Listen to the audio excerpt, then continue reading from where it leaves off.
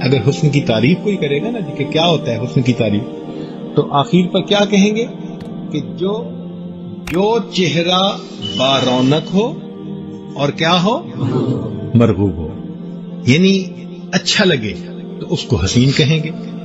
لیکن ایک ہوتا ہے حسن ظاہر اور ایک ہوتا ہے حسن باطن. حسن ظاہر سے مراد فقط شکل کی خوبصورتی، حسن باطن سے مراد بندے کے عادات، خصائل، اس کے اندر ایسی صفات ہوں کہ جس کی وجہ سے وہ دوسروں کا دل مولے. اس کو سیرت کہتے ہیں اور اس کو صورت کہتے ہیں. تو سیرت کا حسن ہمیشہ صورت کے حسن کے اوپر غالب ہوا کرتا ہے.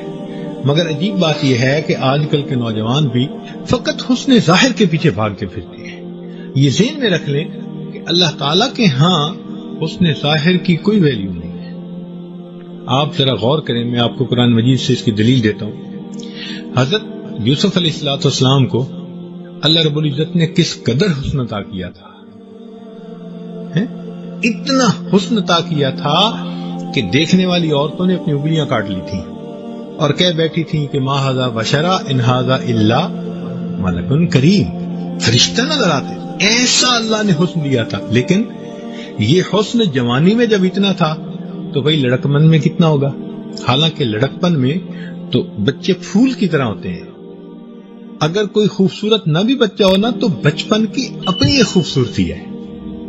تو بچپن میں تو حضرت یوسف علیہ السلام اور بھی زیادہ خوبصورت ہوں گے.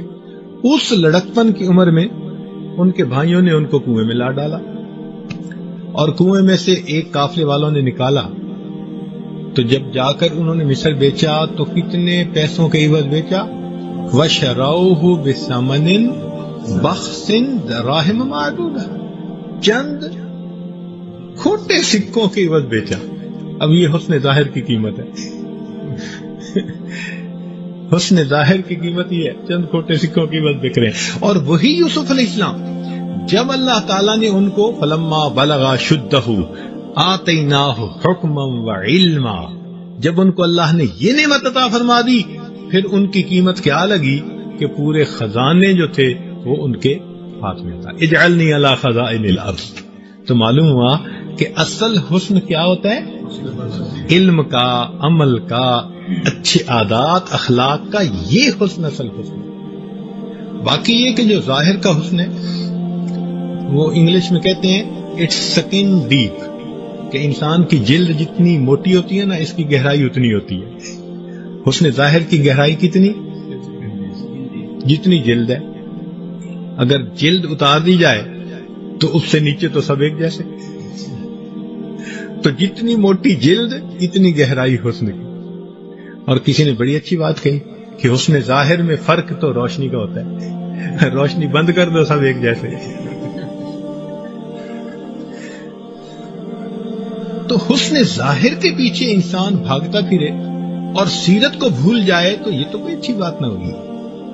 اس لیے ہمارے بزرگوں نے کہا حسن ظاہر کی سجاوٹ پہ نہ جا، یہ منقش سانپ ہے ڈس جائے گا. اللہ اکبر.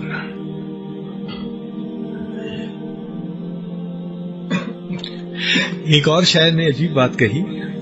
اس نے کہا کہ جہل خرد نے دن یہ دکھائے، یعنی عقل جو ہے نا اس جاہل ہوتی ہے نا کئی دفعہ.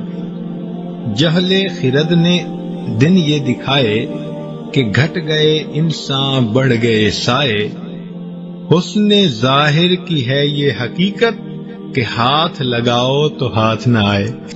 ہے تو یہی نا اس کی حقیقت کہ ہاتھ لگاؤ تو ہاتھ نہ آئے.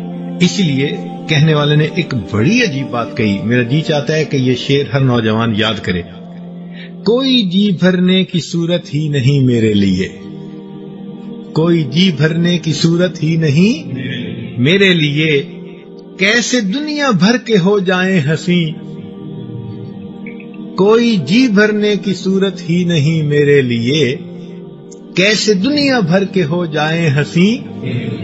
اب تو ذوق حسن اپنا یوں کہے ہو کر بلند، حسن اوروں کے لیے حسن آفریں میرے لیے. تو بھائی جس ذات نے حسن کو پیدا کر دیا اس کے اپنے حسن و جمال کا کیا حال ہوگا. اللہ آپ سوچئے تو صحیح نا. اس لیے نوجوانوں کو فقط ظاہری چمک دمک کے پیچھے نہیں بھاگنا چاہیے بلکہ حقیقت پر نظر رکھنی چاہیے اور صورت کے ساتھ سیرت کو بھی دیکھنا چاہیے. اب دیکھیے کہ نبی علیہ الصلوۃ والسلام کو اللہ رب العزت نے یہ دونوں نعمتیں عطا فرمائی. حسن ظاہر بھی عطا فرمایا اور حسن باطن بھی عطا فرمایا. عادات میں، اخلاق میں، رنگ میں، جسمانیت میں، قد و قامت میں، تناسب اعضاء میں، ہر چیز میں اللہ رب العزت کے محبوب بہت زیادہ خوبصورت تھے. اس لیے ابو علی سینا یہ ایک مفکر گزرا ہے، فلاسفر، وہ کہتا تھا کہ نبی علیہ الصلوۃ والسلام اعدل البشری، کہ نبی علیہ الصلوۃ والسلام بہت ہی زیادہ متناسب جسم والے بشر پوری دنیا میں گزرے ہیں. یعنی ایک ایسی شخصیت تھے کہ پوری کائنات میں ان جیسے موزوں جسم والی شخصیت اور کوئی نہیں گزری. سبحان اللہ. اللہ رب العزت کے محبوب صلی اللہ علیہ وسلم کی شان دیکھیے کہ ظاہر بھی حسن اللہ نے ایسا عطا فرمایا اور اللہ نے باطن کا بھی حسن عطا فرمایا. کہ ایک صحابی وہ نبی علیہ الصلوۃ والسلام کی خدمت میں حاضر ہوئے، فرماتے ہیں کہ آپ صلی اللہ علیہ وسلم مسجد نبی میں تشریف فرما تھے تو میں نے دیکھا کہ نبی علیہ الصلوۃ والسلام بھی تشریف فرما ہے اور اوپر مجھے آسمان پر 14ویں کا چاند بھی نظر آ رہا ہے. وہ کہتے ہیں میں کھڑا ہو گیا، کبھی میں آسمان کے چاند کو دیکھتا اور کبھی میں مدینہ کے چاند کو دیکھتا.